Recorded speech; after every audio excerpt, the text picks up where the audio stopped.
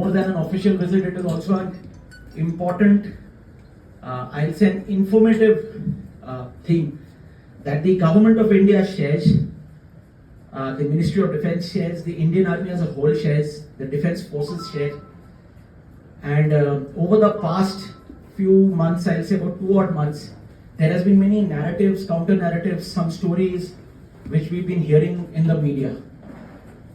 So the highest, and when I say the highest, I'm saying the Ministry of Defence, the Defence Minister, Shri Rajnath Singh himself, all the 3 Chiefs of Army, Chiefs of Navy and the Chiefs of the Air Force, we all felt that the story must be told straight and the way it has regarding what had happened in the month of May and June. So the important portion of this is, I will keep my story today, the little story that will unravel how it happened, how it went off. I will follow a structured storyline and the structured script that the Ministry of Defence follows, that the services follow, and this is the official story that we bring to you. Of course, at the end of it, there will be certain questions, because there are questions floating in the media, there are news floating in the media, there are questions to the best of my capability, because many of my own very, very good friends, colleagues, juniors, seniors have been very intimately involved in these operations. Moreover, the way my troops are, be a warrior in this cause. The underlying statement that was made on this Operation Sindoor remains very clear to everyone. Zero tolerance towards terrorism.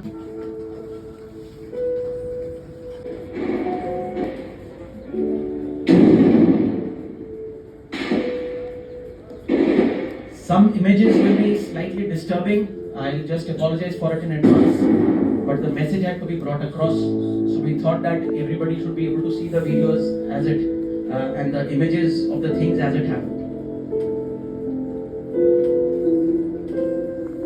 In Mumbai attacks, when it happened, I was right there on ground that night. Luckily, I was not there at the site, but many people lost their lives needlessly. The Pulwama attack is already well known. Unfortunate souls losing their lives in one single IT blast, and finally, the Pahalgam. Imagine what would have gone through the minds of the tourists who had just come there for honeymoons, for their holidays, in probably the most beautiful piece of land on earth.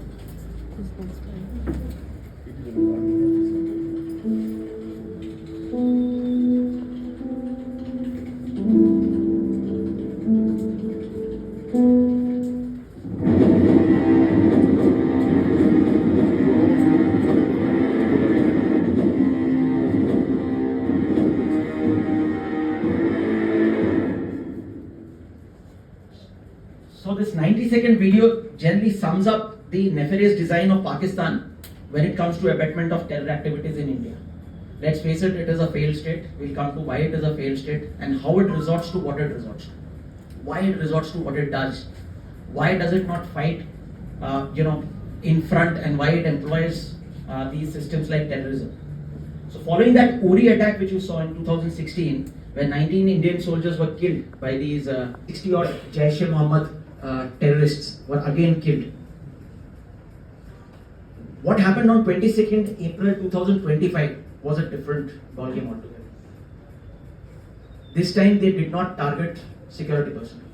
This time they did not target personnel like me, who at least were trained to respond in a certain manner.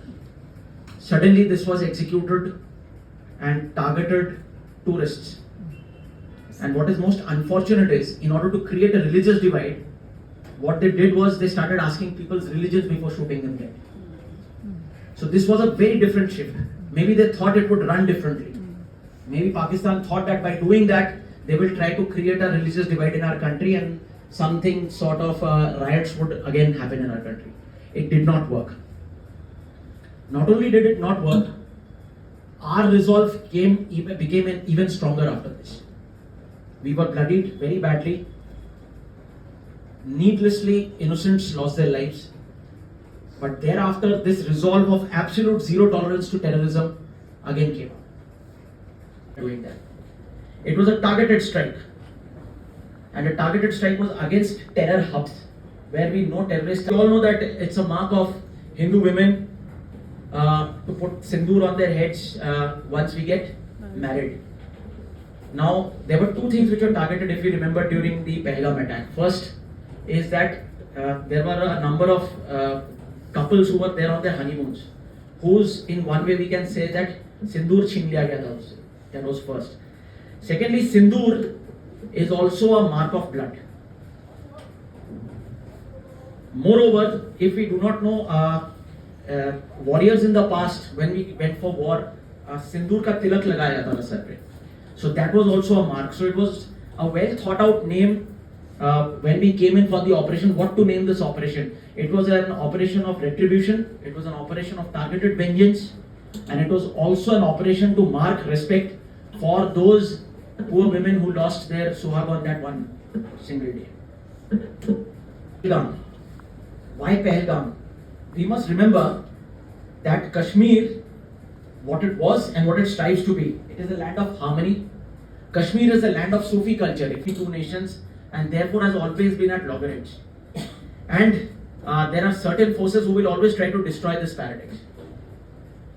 And on that fateful day, they nearly came close by destroying the name of Kashmir and this beautiful place of Pahalgam. The tranquility of Pahalgam was shattered not through the shooting of a film camera, but through the sound of bullets and the cries of innocent victims. The valley which otherwise, Pahalgam Valley, which has always been famous as this valley of peace, tranquility, beauty, where people go to forget. He happens to be the wife of a slain naval officer who was our junior, somebody not very closely known to me, but known to many of my own friends. This just brings out how needlessly and how targeted these terrorists were when they carried out their assaults. And what is Pakistan as a country? It is the same country. It is like us. We eat the same food. Ethnologically, we are the same people. It's not like they are, Europeans. They have a different. Lost 19,000 lives and 6,500 security personnel in this party. So terrorist violence has taken a devastating toll on specifically the Kashmir region, but not only the Kashmir region. Now we know that even during the Delhi Parliament attacks, Mumbai, that terrorism now has no region. It has development statistics, lack of education, lack of employment, which has traditionally been portrayed कि यही reason है terrorism का Jammu and Kashmir में. But is it the reason? It is not, because when you look at the averages, when you compare it with India's averages, it is much better. Then why?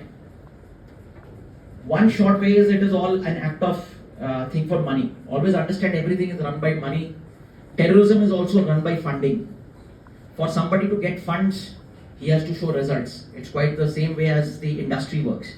The police, the CRPF, the Central Police Forces, everyone. So Jammu and Kashmir suddenly was seeing some amount of peace. The overall leadership of the Lashkar-e-Taiba. And they, immediately after the attack, if you remember, they came up and took complete responsibility for the attack as well. Similar, there are certain proxy tanzeems, we call them tanzeems. Tanzeem is a word for places of, not like a madrasa, tanzeem is a place of training, a place of learning, a place of indoctrination. So these tanzeems are also there in Kashmir. Other than the TRF, you have something. Certain diplomatic channels were activated, and the first task which was given to us, when I mean us, I'm talking of the organization as a whole, was to find out actually kisne kiya hai. Who was the attack, the Pahalgam attack in which our innocents lost their lives. Between 22nd and 6th of May, India's military planners were at work relentlessly. There were a number of very, very important actions taken. We suspended trade treaties. You would have heard immediately we had suspended trade treaties. We suspended the Indus Water Treaty. We have all read about the Indus Water Treaty. We suspended it, or the water treaty was put under abeyance, I might say. And we were put under a very high state of alert. Including united in effort and resolve to ensure that justice will be delivered. You all must have seen on TV and social media how Pakistan has been involved in abetting terrorism in India. The planning of our military operations, selection of targets, collection of our intelligence, collection of information, countering of all these fake news which were doing the rounds on social media. This all continued. The civil administration carried out blackout drills, if you remember, in many states, in Jammu, in Amritsar, in Ludhiana, in Punjab, in Rajasthan. People were carrying out blackout drills, and bomb drills started in schools, where students were being taught how to handle whenever there is a bomb raid, how to get inside under the tables and all that. So this was the first time we actually carried out something called a whole of nation approach. The whole of the country was together in its action. It was not just that the military forces are doing or the security forces are doing. Either for training or for orientation, a range of our weapon systems with the Indian Army had. So we'll come on to each of these selected. You can see the precise hits in which it was ensured each time that the missiles or our rocket systems or whatever went in and hit exactly that same building. Not hit any school, we will not hit any village, nothing around it. So one might say that why did we only carry out with one missile? Did we not have the capability? We have the capability of taking out an entire town if necessary. You have enough ordnance to carry out enough attacks to destroy a small town. We can level out a small town. But did we want to do that? No. Because we were very, very specific. We wanted to hit only that infrastructure where terrorists are put up. The weapon system went across. And you can see that image. This is again live fed. She flew it from a place near Srinagar. But this happened across. The next is Barnal. In Barnala, near Bhimber, this is we confirmed that terrorists are present or terrorist infrastructure is present while we carried out these strikes. By doing these strikes, to some extent, as an army, as an organization, we felt that justice has been served. On 7th, 8th of May, Pakistan was totally stunned, but in reaction, they carried out something called drone and missile attacks. And this is the famous thing which you had seen on our news channels. Almost 15 of our, what you see on that video is a very famous image. This is from one of my postmates regiments where they fired. You can see these are anti-aircraft guns which carried out these very rapid fire to take down the Pakistani drones. And you would have seen this on video as well. After this, in these days on 7th and 8th, they tried ceasefire violations, they tried firing heavy artillery, they tried coming in with drones, but to no avail. So what did we do? What was our actions? These are some of the actions which are coming in from the, which I want to show you on these videos are carried out by our battalions who are on the borders.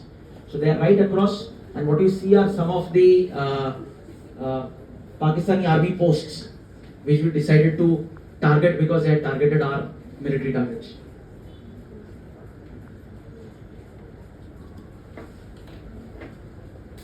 These are very famous locations. These are actual images from the weapon systems which are employed by the Indian Army posts there. Tara, Helmet Tegri. They are very famous battalion posts. Incidentally, my own brother is also on one of these battalions where they carried out these strikes. And again 9th night, the news channels came up that again drone attacks have come back. And on 9th and 10th of May, more than 26 of our locations were subjected to artillery shelling from the Pakistani side. And these were all in Jammu and Kashmir. There were also certain shelling which was reported in Gujarat, in Punjab, Rajasthan as well. There were drones used by the Pakistanis as well, but the drones did not create any damage, casualty anywhere. But they were falling like leaves. I'll actually tell you this, this is what was happening. These came in, our air defense was firing this huge hail of bullets, creating the steel wall, and on that steel wall they were knocking, and these, you could see these UAV birds which were falling. These are some of the fallen birds, and those are some of the weapon systems that we've employed. One of them you had heard very, very loudly on the media, that is the Akash system and the S-400. We wanted to end this entire structure of terrorism. So on 9th and 10th, we carried out more punitive strikes.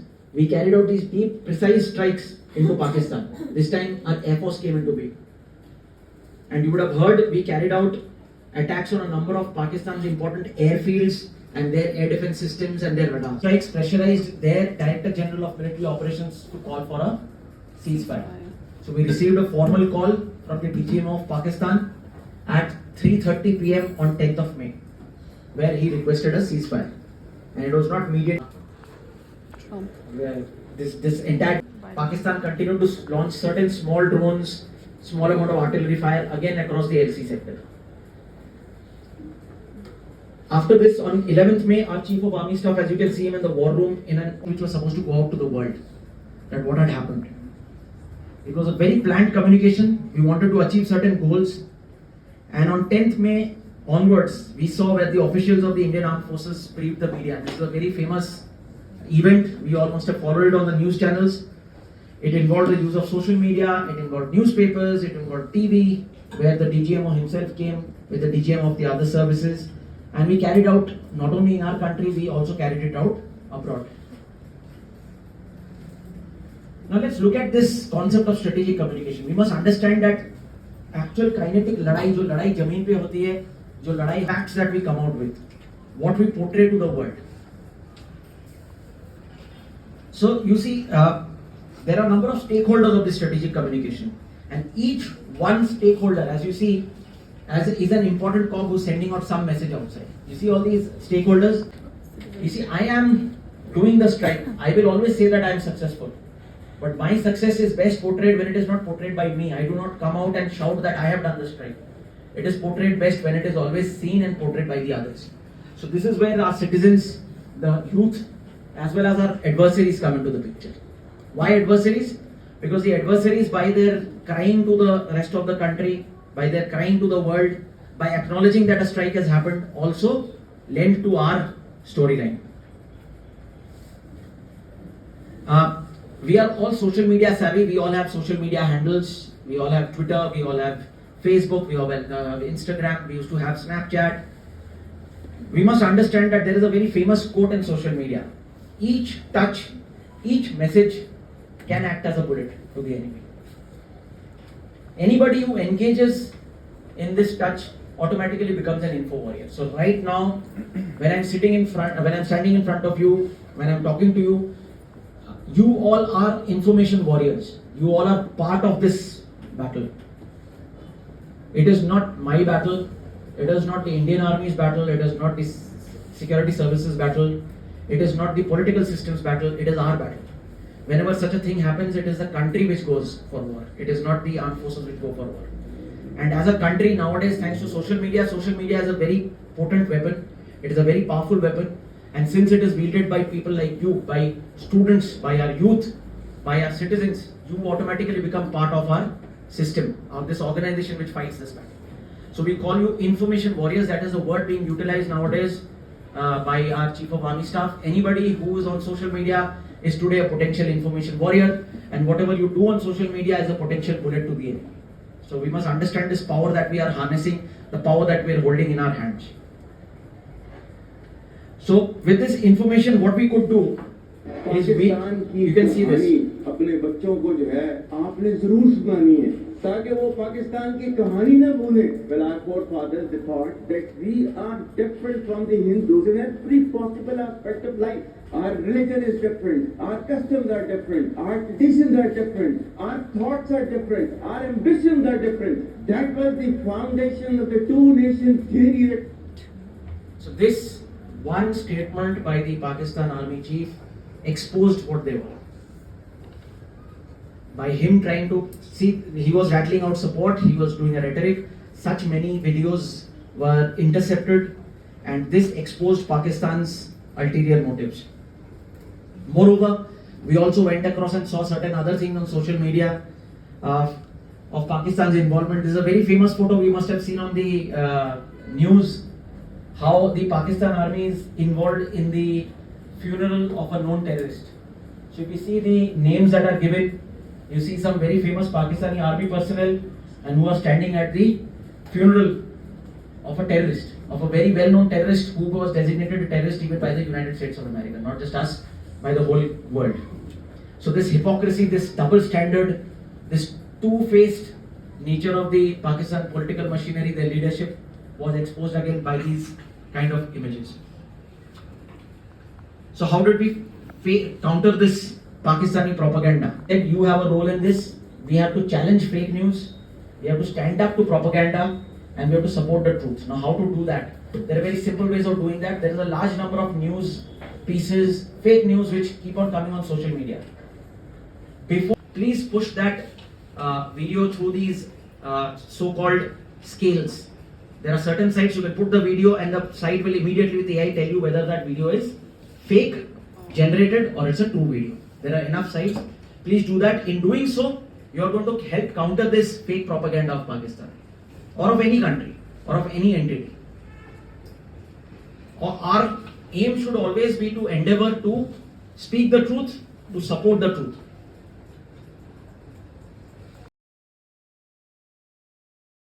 They targeted specifically the men who were there, especially those who were with their wives. These men were specifically targeted and killed amongst the terrorists. So we thought it was very important that our first press brief should be done by two of our very eminent and very hardworking and very, very accomplished lady officers, because it was an important message that Bharat ki betiya will stand tall in the face of terror. So these regular updates were portrayed by the two officers you can see on the screen, Colonel Sophia Qureshi, of course, and Wing Commander Vyomika of the Indian Air Force. Both very, very accomplished in their own fields, very, very senior officers, posted in various combat roles nowadays. And they did it with the Foreign Secretary, Shri Vikram Misri. And the defense of this peace that we enjoy in our country is not only our job as uniformed services, it is the job of all. Prosperity is also one of the harbingers of this peace. It is vital that we inform of this all throughout. It is vital that our people live. And therefore, bare facts must be brought out as such. And that is why the press briefings by Colonel Qureshi, Wing Commander Vyomika very clearly brought out that these are the targets and what we have neutralized and how these were new stages of this operation success. And it was a testament to the armed forces' bravery, our strategic prowess, our resolve against terrorism, and also a success of our whole administrative machinery, our political machinery, our leadership, and of course a huge victory for the Indian people in general, because as info warriors, it is the people who played a major role post 7th and 8th. Our actions finished on 10th, 7th to 10th. What had happened after 10th, throughout the month of May, throughout June, July, was all a testament to our information warriors who were elsewhere. We must understand that together we can foster this whole of nation approach. As I said, the whole country is together in this. Self-reliance, our Atmanirbharta, our development of our own equipment, self-reliance in terms of being self-sustaining as an economy will only further strengthen our resolve. Always understand this, that as I said, that peace will come at a cost. Peace is not the absence of war. Peace is the presence of sacrifice. Small sacrifices at every single stage ensures a lasting peace. So we should have faith in our armed forces, faith in the machinery. We're working towards a common goal. We must be very clear that we are working towards one common goal. So let's work together and we can work towards a safer, better informed India, and you are the info warriors which will take it forward. Thank you so much. This is the portion of the scripted portion.